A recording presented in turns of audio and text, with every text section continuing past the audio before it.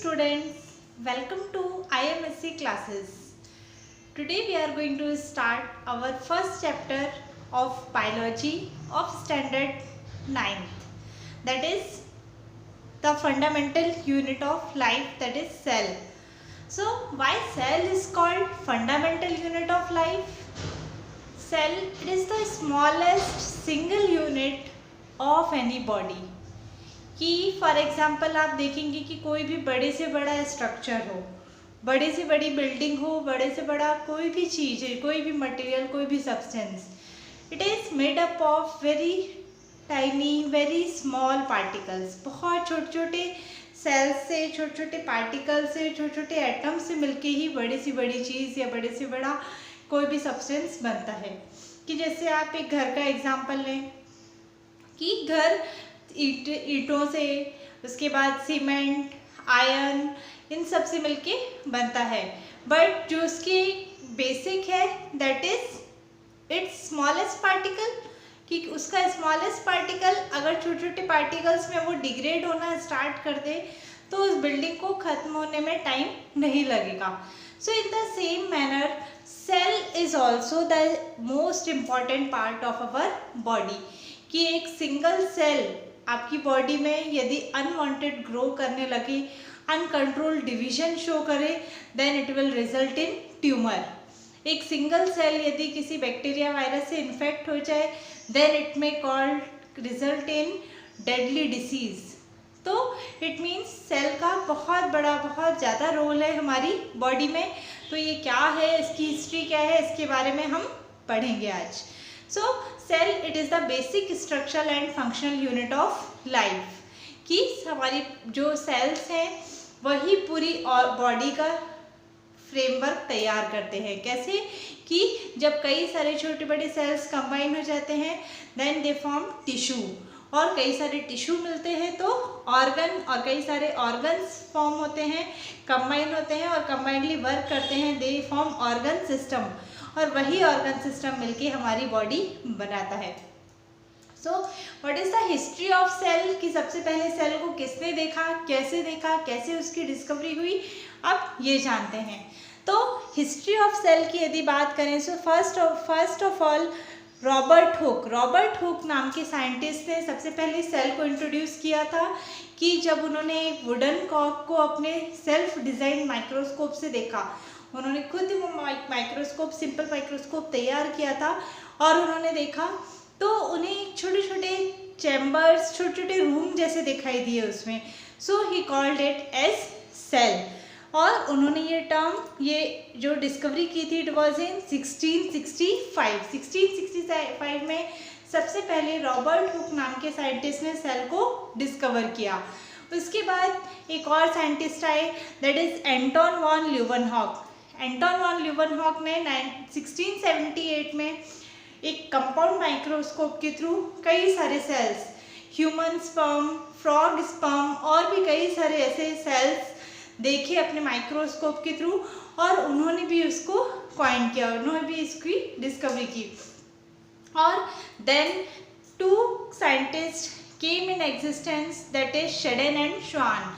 शेडेन and Schwann नाम के scientist आए हु प्रपोज सेल थियरी। उन्होंने सेल थियरी दी जिसके जो मेन पॉइंट्स थे वो मैं आपको बताती हूँ। कि उनका मेन पॉइंट था कि all organisms are made up of cells. कि उन्होंने बोला कि जितने भी ऑर्गेनिजम्स हैं वो छोटे बड़े सेल्स से मिलकर ही बनते हैं, and all new cells arise from pre existing cells. जितने भी बड़े सेल्स हैं या जितने भी न्यू सेल्स हैं, एडवांस सेल हैं, they all are formed by pre existing cell. कि जब एक सेल का डिवीजन होता है तो नए सेल बनते हैं, एडवांस सेल बनते हैं, एंड देन फिर ये सिलसिला चलता रहा, और आगे चल के रॉबर्ट ब्राउन नाम के साइंटिस्ट आए, he discovered nucleus in the cell.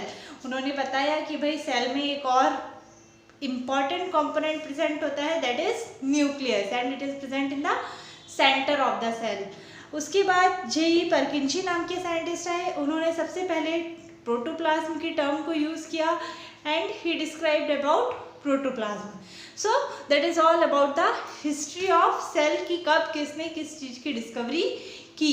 उसके बाद एक और बहुत इंपॉर्टेंट क्वेश्चन कई बार एग्जाम में पूछा जाता है कि which is the longest cell and which is the largest cell. तो आपको ध्यान में रखना होगा कि longest cell it is nerve cell, जो हमारा नर्वस टिश्यू होता है उसका जो सेल है वो सबसे लॉन्गेस्ट सेल माना जाता है। एंड लार्जेस्ट सेल जो है that is an ostrich egg, जो ऑस्ट्रिच का एग होता है वो सबसे बड़ा सेल होता है। So what is the shape and size of a cell, कि कोई भी सेल है तो उसका क्या शेप होता है और क्या किस साइज के ये सेल होते हैं।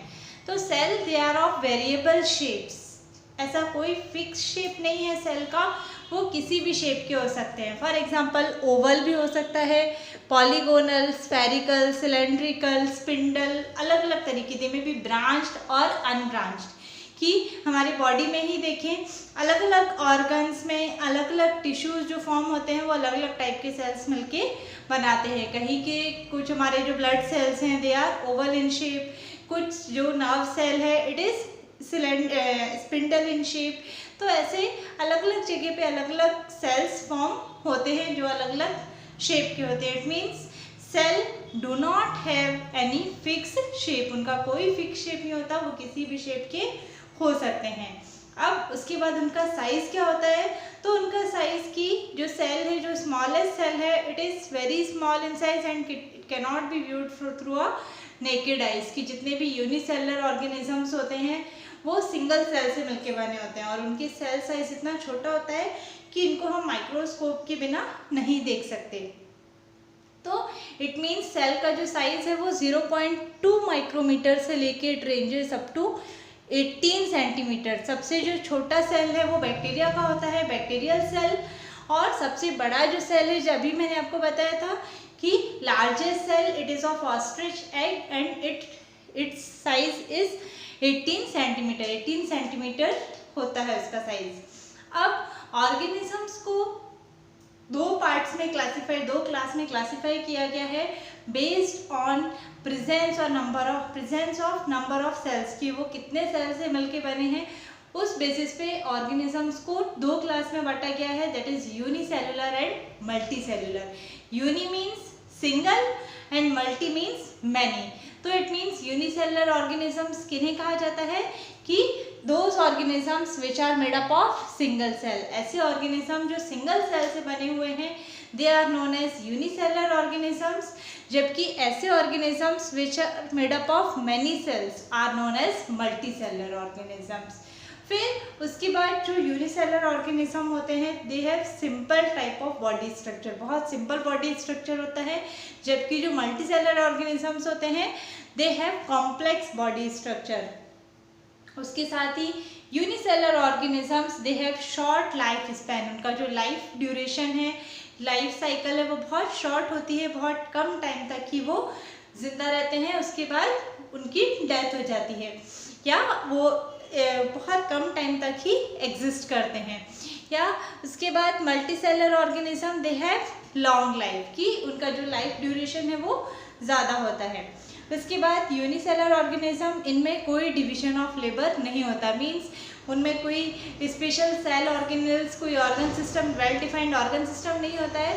तो it means all the functions, all the metabolic activities are performed by single cell only, जबकि मल्टी सेलुलर ऑर्गेनिज्म में they perform division of labour, उनमें डिवीजन ऑफ लेबर होता है, मीन्स अलग अलग ऑर्गन्स, अलग अलग टिश्यूज़ अलग अलग वर्क परफॉर्म करते हैं। So that is the difference between unicellular और मल्टी सेलुलर ऑर्गेनिज्म। यदि एग्जाम्पल चाहें so there are so many example, जितने भी बैक्टीरिया है, वायरस है, amoeba, paramecium, euglena, they fall under the category of unicellular organism. ये सब यूनिसेलुलर ऑर्गेनिज्म में आते हैं। एकदम सिंपल सी बात ध्यान में रखें कि जिनको हम नहीं देख सकते, they can not be seen through naked eyes, they are unicellular, और जिनको हम देख सकते हैं दे आर मल्टी सेलुलर। कि जितने भी organism, plants, human beings, animals, they all fall under the category of multicellular organisms. And one more thing I want to tell you कि based on cell primitive stage, किस stage का cell है या किस type का cell है, उसके basis पे ऑर्गेनिजम्स को या सेल को दो टाइप में डिवाइड किया गया है, that is prokaryotic and eukaryotic cell. Prokaryotic cell कैसे होते हैं कि किस ऑर्गेनिज्म में प्रोकार्योटिक सेल प्रेजेंट है और किस ऑर्गेनिज्म में यूकार्योटिक सेल प्रेजेंट है। ये जनरली यूनिसेलर और मल्टीसेलर के जैसा ही है।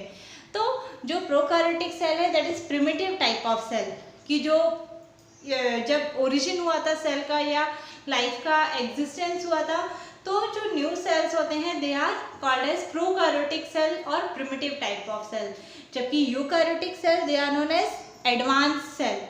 उसके बाद जो प्रोकार्योटिक सेल हैं वो बहुत छोटे होते हैं, जैसे मैंने बोला दे आर यूनिसेलर, जबकि यूकार्योटिक दे आर मल्टीसेलर, बड़े साइज के होते हैं।